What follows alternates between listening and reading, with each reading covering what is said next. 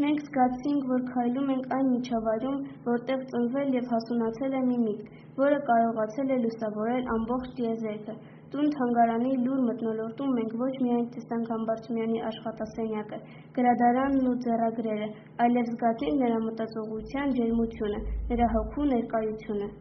Եվ երբ դուրս եկանք թանգարանից, մեզ հետ տարանք ոչ թե պարզապես տեղեկություններ, այլև լույս և հպարտություն։ Ինչ տպավորություն ստացանք այս։ Տպավորությունները շատ մեծ էին, կային նյութեր, որոնք գիտենք, բայց ավելի զարգացրեցինք, իսկ կային նյութեր, որ չգիտենք ու ավելի հետաքրքիր էր իմանալ։ Դա ինչ է հետաքրքրեց քեզ շրջանակները։ Վիկտոր Համբարձումյանի տուն-թանգարանը, այնտեղ կային Վիկտոր Համբարձումյանի հետ կապված հուշեր, որ մենք տեսանք, ուսումնասիրեցինք և իմացանք պատմություն։ Լավ, ինչ տպավորություններ ստացան մասնակիցներից որոշները։ Շողիկ ինչ կասես դու։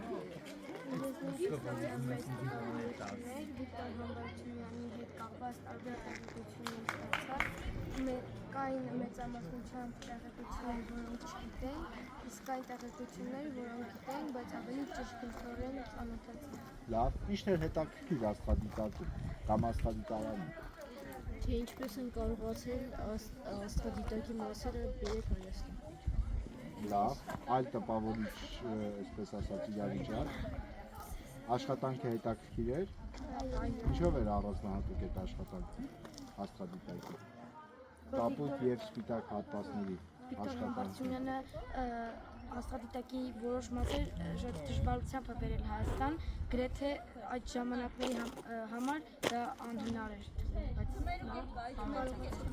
լավ, իսկ ինչ էր արել, որ կարողացել էր բերել։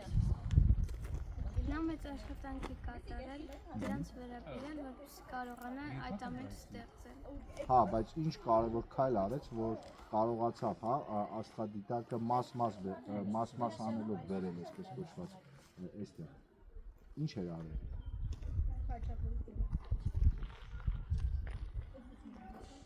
Երեք ուղղություններով տարբեր մասերի մասին հայտ էր ուղարկելը, որի արդյունքում, երբ որ վերջնական հասավ այստեղ, ստացավ աստղադիտակը ամբողջական տեսք։